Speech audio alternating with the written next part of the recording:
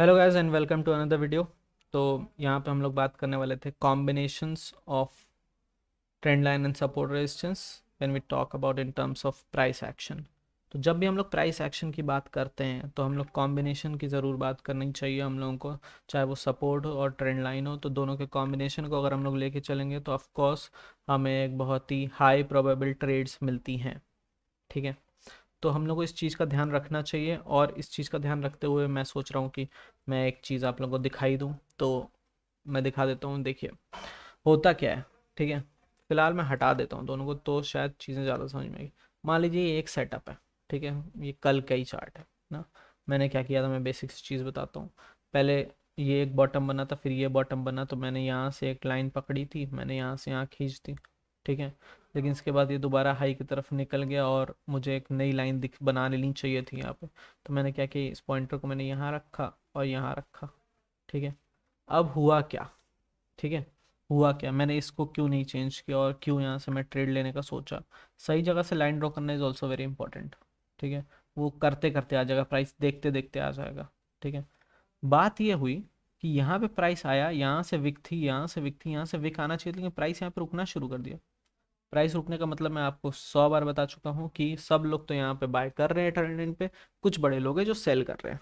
ठीक है, अब इसके ऊपर बनना चाहिए तो इसके नीचे क्यों बना और क्या हुआ। ठीक है, उसके लिए ये देखिए, ये इसका लास्ट सपोर्ट है। ठीक है, यहाँ से अगर मैं एक लाइन ऐसे ड्रॉ करता हूँ तो ये पूरा प्रॉपरली उसको रिस्पेक्ट कर रहा है।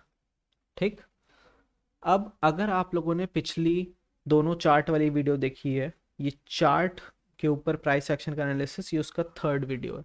ऐसे तो ये चौथी है लेकिन चार्ट के ऊपर ये थर्ड है। ठीक है, तो अब देखिए हो क्या रहा है।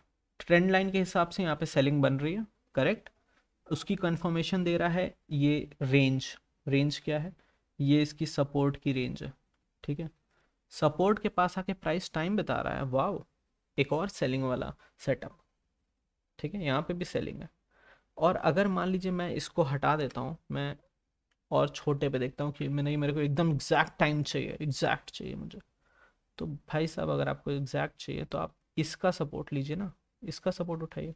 अब क्या हो रहा है, अब क्या हो रहा है, अब बहुत ही सिंपल सी चीज़ एक ये हो रही है कि ये यहाँ पे विक था, यहाँ पे विक था, यहाँ पे विक था, तीन जगह विक हो चुका है। यहाँ पे आके प्राइस ने कंसोलिडेट किया, इसका मतलब इस बार ये ब्रेकआउट देने वाला है। हो सकता है कि अप मूव देके आता, लेकिन जैसे ही इसको क्रॉस करता है हमें एक सेल साइड में घुसना था और हमें एक बड़ा प्रॉफिट मिलने वाला था। ठीक, अरे इतना छोटा प्रॉफिट नहीं होता है भाई ये।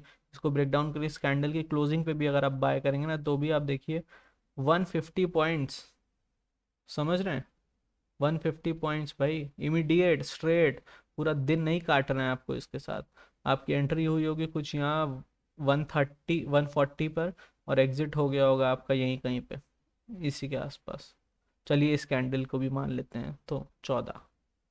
ठीक है, कितना ही टाइम हुआ भाई, 20 मिनट 30 मिनट। ठीक है, तो सही समय पकड़ना बहुत इंपॉर्टेंट है। और मैं एक और चीज़ बता देता हूँ। ठीक है, ये तो चलिए एक ट्रेंड लाइन थी, ऐसा हो गया यहाँ पे। ठीक है, जब ये सेटअप बनने लगता है, यहाँ पे सेलिंग बनने लगती है, तो सपोर्ट के पास एक विक था इस रेड कॉलम के हिसाब से, सपोर्ट रेजिस्टेंस के हिसाब से ये विक था, ये विक था, ये विक था, ये दिख रहा है यहाँ पे, यहाँ पे। तो मैं क्या करता हूँ ना, मैं एक और ट्रेंड लाइन ड्रॉ कर लेता हूँ, यहाँ से मैं उठाता हूँ इसके पॉइंटर को यहाँ पे रखता हूँ और मैं यहाँ से एक और ट्रेंड लाइन ड्रॉ करता हूँ। फिर मुझे पता होता है कि मेरे को कन्फर्मेशंस कहाँ कहाँ से मिलने हैं। ठीक, मैं यहाँ पे, आप लोग कहेंगे यहाँ पे क्यों नहीं रखा, क्योंकि यहाँ पे मैंने रखा था पहले और प्राइस आके यहाँ से रिजेक्ट होके चला गया था। अब इसके नीचे आके ऊपर जाने का क्या मतलब, ये मैंने कहा था ये बहुत ही एडवांस चीज़ें होती हैं। तो एडवांस प्राइस एक्शन में मैं बताऊंगा अगर आप लोगों की डिमांड आएगी इसके बाद। तो फिलहाल नॉर्मल बात करते हैं। यहाँ पे मैंने रखा, यहाँ पे आके प्राइस इस बार भी विक बनाया, ये वाली रेड कैंडल ने विक बनाया था, ये वाली ने। ठीक है, उसके बाद लेकिन प्राइस आके दोबारा से टच हो गया तुरंत ही और ब्रेक डाउन दे दिया। वाओ, ब्रेक डाउन दे करके इस सपोर्ट का भी इसने ब्रेक डाउन दे दिया। बहुत कंफर्मेशंस आ गए कि भाई हो गई है सेलिंग पोजीशन, जितनी सेलिंग पोजीशंस बननी थी वो सब की सब इतने में बन गई है। और अब हम लोग को मूव देना है, पैसे कमाने हैं, बड़े प्लेयर्स ये इंडिकेट कर रहे हैं, ये बोल रहे हैं आपस में। ये कैंडल इसी के लिए थी। तो ये एक और बार गया ऊपर हंट करने स्टॉप लॉस, कि बायर्स को बाइंग दिखे। फिर जब ये यहाँ काटा मैंने यहाँ पे ही सेल किया, मैं इससे पहले सेल किया ही नहीं, ये सब कन्फर्मेशंस थे। मैंने सेल किया, यहाँ पे ऑटोमेटिक मैं लगा देता हूँ कि इस कैंडल के लो के नीचे से प्राइस जाएगा, मेरा ऑप्शन बाय हो जाएगा। ठीक है, ये कई तरह के ब्रिजिंग से आप लोग भी कर सकते हैं, अलग अलग ब्रोकर्स में होता है, उस चीज़ों में मैं नहीं घुस रहा हूँ, नहीं तो मैनुअली कर लीजिए।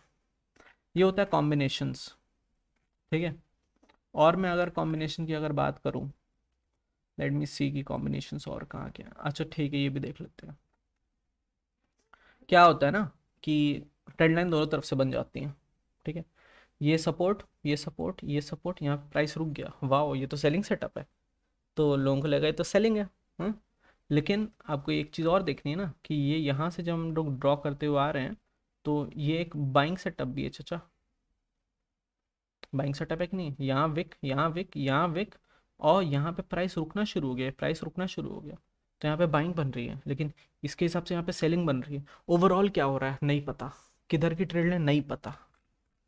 इसके लिए क्या करना होता है ना, दूर का देखना होता है। आ गया ये वाला सेटअप की बारी, आ गया ना, बोले थे ना इस पे आएंगे ज़रूर। इस सेटअप में क्या हुआ था, इसको समझने से पहले ये ज़रूर समझना पड़ेगा।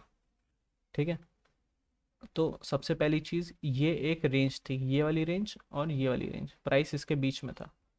मैंने एक ट्रेंड लाइन ड्रॉ की थी ये वाली, प्राइस यहाँ पे विक थी, यहाँ पे विक थी, और यहाँ पे प्राइस इस पे रुकना शुरू हो गया था। ठीक, इसको फिलहाल के लिए हटाते हैं ताकि क्लैरिटी हो, है ना। प्राइस यहाँ पे रुकना शुरू हो गया था। अब अगर मैं बात करूँगा इसकी, तो ये एक रेजिस्टेंस जोन था। ठीक है, इनफैक्ट ये पूरा ही रेजिस्टेंस था। ठीक है, यहाँ पे प्राइस को तुरंत रिजेक्ट हो जाना चाहिए था, लेकिन प्राइस यहाँ पे रुक के रह गया। इसने मुझे डर दे दिया सेल साइड ना जाने का। मुझे लगा ये नीचे जाते ही बहुत बड़ा अप मूव देगा। मैंने यहाँ पे एंटर नहीं किया था, सच बता रहा हूँ मैंने नहीं किया था। ये मूव मुझे मिल सकता था क्लियर कट, लेकिन मैंने नहीं किया, क्योंकि ये इसका सपोर्ट था। तो मेरी एंट्री अगर यहाँ पर होती तो मेरा एग्जिट यहाँ पर हो जाता और मेरे को पूरा मूव मिलता, इन वन डायरेक्शनल मिलता। ऐसा नहीं कि दिन भर इसी में जिगजैग करके टाइम बीत गया, मिलता। मैंने नहीं किया enter, just because of this. मुझे पता था कि एक राउंड ऊपर और आएगा ही आएगा to square off these positions. अपने आप को ये लोग लॉस में बुक नहीं करते, एक ना एक बार ऊपर आएगा ही आएगा। तो मैंने ये तो नहीं लिया, मैंने कहा ओके चली गई ट्रेड, कोई बात नहीं है, लेकिन मुझे पता था एक राउंड ऊपर आने ही आना है इसको। मैं यहाँ से इसको देख रहा था, मैंने कहा सेलिंग तो बन रही है, और फिर मैंने देखा कि ओके यहाँ पे बाइंग भी बनी है एंडिंग में। मैंने कहा बस यही चीज़ है, ये जो बाइंग बन रही है ना, ये है उस मूव तक पहुंचाने वाला। मतलब इस बार जो इसका ब्रेकडाउन आएगा, ये इस रेंज का, पूरी बड़ी वाली रेंज का, ये डायरेक्ट यहीं से नहीं आएगा, ये ऊपर जाके स्टॉप लॉस खा के आएगा। इसने मुझे बहुत कॉन्फिडेंस दे दिया। तो मैंने क्या किया, मैंने एंटर डायरेक्टली नहीं किया यहाँ पे। मुझे पता था इतना बड़ा मूव आना है, इम्पल्स मूव आना है, तो ये फाइनल स्टॉप लॉस हंट करेगा ही करेगा।